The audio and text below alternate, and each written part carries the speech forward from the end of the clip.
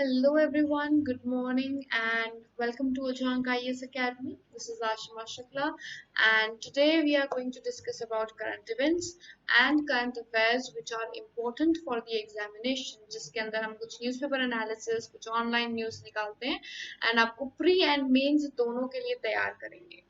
So it's important that all of you do note making, सब note making करें इसके अंदर जिससे कि आपको pointers याद रहें and एक rough idea आपके mind में भी रहना चाहिए कि इस news से related क्या pointers important थे. Now, first news that we have is reservation is not a fundamental right as per Supreme Court. Supreme Court ने recently decide किया है या decision दिया है अपना कि reservation कोई fundamental right नहीं है तो इसके ऊपर ज़्यादा फोकस ना रहे.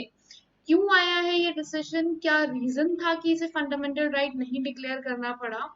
तो Supreme court of India had said that reservation of seats provided to certain communities is not a fundamental right या ये कोई मौलिक अधिकार नहीं है. आरक्षण एक मौलिक अधिकार नहीं है. ये रिसेंट डिसीजन आया है. क्यों आया है? तमिलनाडु की सारी पॉलिटिकल पार्टीज ने एक रिट पिटिशन फाइल करी थी सुप्रीम कोर्ट के अंदर जिसके अंदर कहा गया था कि नीट के अंदर क्या हुआ है, सारी जो भी स्टेट की सीट्स हैं, स्टेट गवर्नमेंट की सीट, सेंट्रल गवर्नमेंट की मेडिकल सीट, सारी एक एग्जामिनेशन के थ्रू डिसाइड होंगी. तो तमिलनाडु की सारी पॉलिटिकल पार्टीज ने ये कहा कि जो तमिलनाडु की सीट्स हैं उनके अंदर 50% सीट्स रिजर्व होनी चाहिए ओबीसी के लिए. तो what was the idea is centre में तो है ही ओबीसी का रिजर्वेशन, लेकिन जो तमिलनाडु स्टेट गवर्नमेंट की जो सीट्स गई हैं सेंटर की तरफ नीट के लिए, उन सीट्स में से भी 50% सीट्स ओबीसी के लिए रिजर्व्ड रहनी चाहिए या नीट सीटों में 50% अन्य पिछड़ा वर्ग या ओबीसी आरक्षण लागू करने के लिए निर्देश देने की मांग की गई थी. नाउ उनका कहना था कि ना तो 27% जो कैटेगरी ओबीसी का है ना वो दे रहे हैं उन सीट्स पे, ना 50% दे रहे हैं, तो गवर्नमेंट को कुछ ना कुछ देना चाहिए उस पर. सुप्रीम कोर्ट का ये कहना है. नाउ रिट पिटिशन किस आर्टिकल के अंदर फाइल की गई? रिट पिटिशन आर्टिकल 32 के अंदर फाइल की गई. और आर्टिकल 32 के अंदर जब रिट पिटिशन फाइल होती है तो वो कब फाइल की जाती है? जब कोई आपका फंडामेंटल राइट वायलेट हो रहा हो.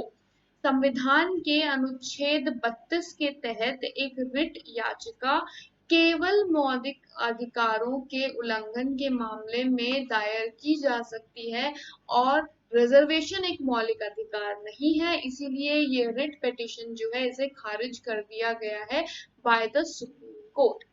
इससे पहले जो दिया था वो डिसीजन दिया था कि रिजर्वेशन इन प्रमोशन के अंदर या जो पदोन्नति है उसके अंदर भी आरक्षण एक मौलिक अधिकार नहीं है. तो ये पहले डिसीजन आया था कुछ टाइम पहले और अब रिजर्वेशन नीट की सीट्स को लेकर दिया गया है.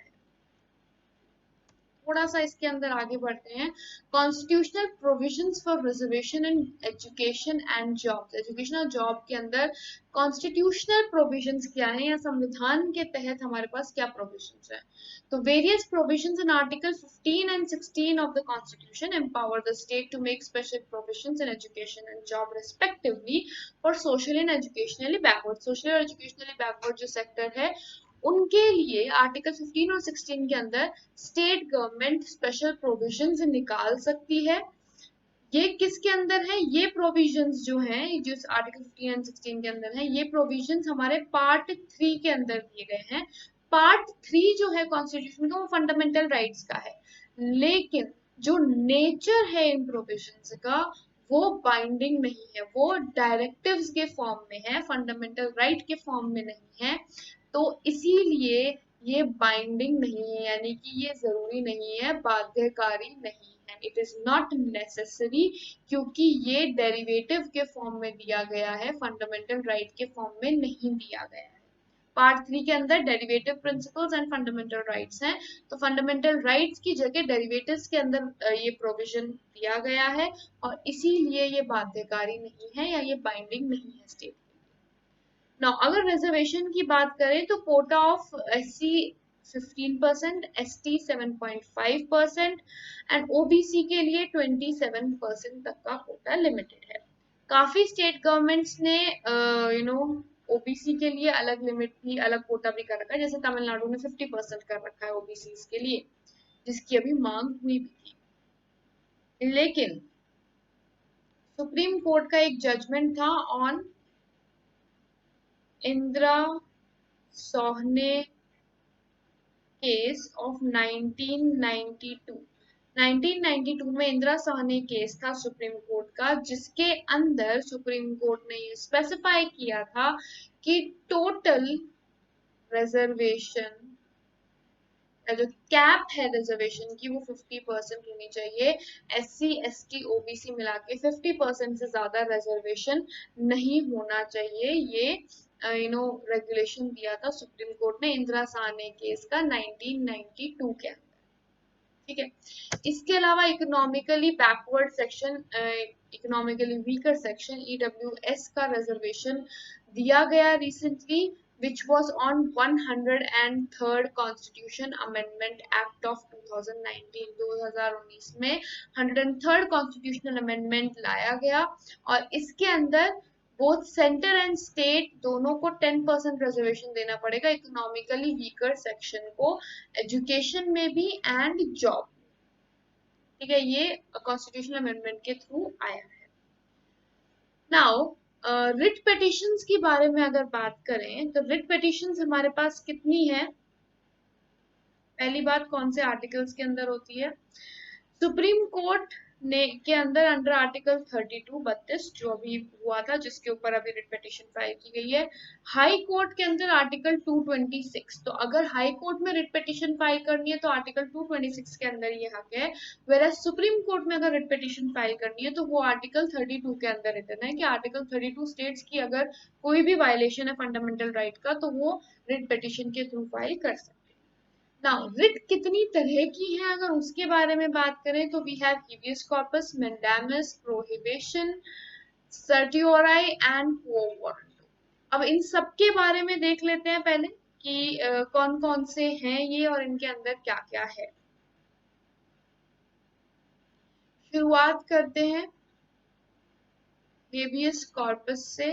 हेबियस कॉर्पस के अंदर क्या है कि एक given time that is 24 hours, 24 hours के अंदर जो भी अरेस्ट किया गया है उसे कोर्ट के सामने प्रेजेंट करना पड़ेगा। यानी अगर पुलिस ने किसी को अरेस्ट किया है तो उसे कोर्ट के सामने प्रेजेंट करना पड़ेगा या जज के सामने प्रेजेंट करना पड़ेगा within a certain time limit.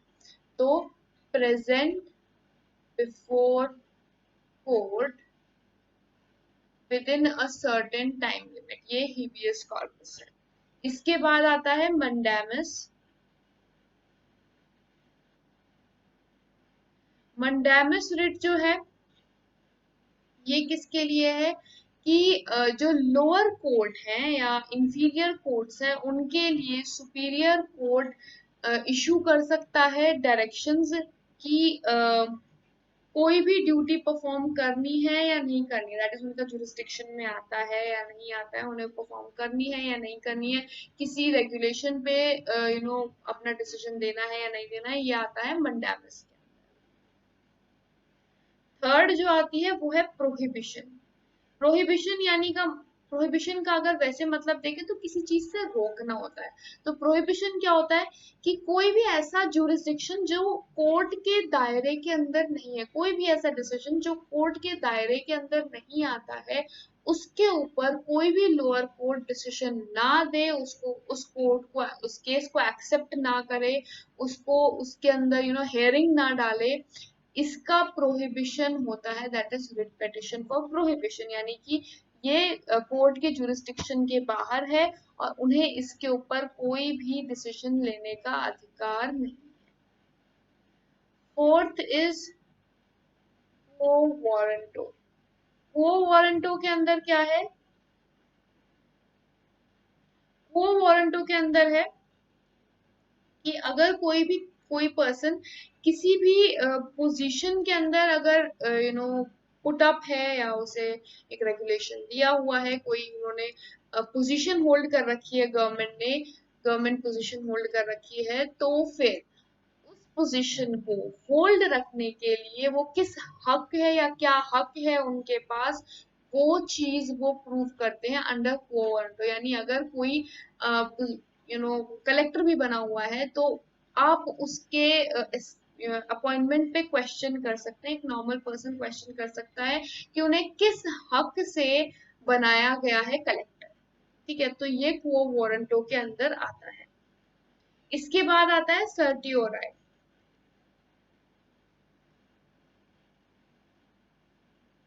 के बाद the last one which we are left with is सर्टियोराई।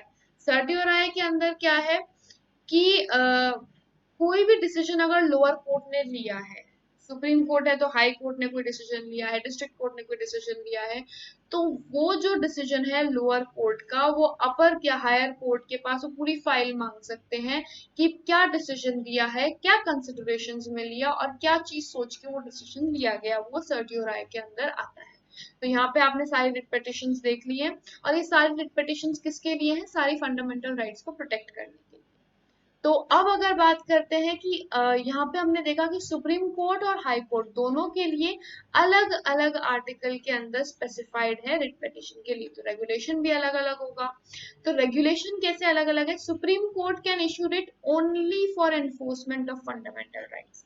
सिर्फ फंडामेंटल राइट के लिए सुप्रीम कोर्ट में फाइल हो सकता है। यानी अगर आपका कोई फंडामेंटल राइट हिंडर हो रहा है तो सुप्रीम कोर्ट के अंदर रिट पिटिशन फाइल हो सकती है, अदरवाइज आप सुप्रीम कोर्ट के पास नहीं जा सकते।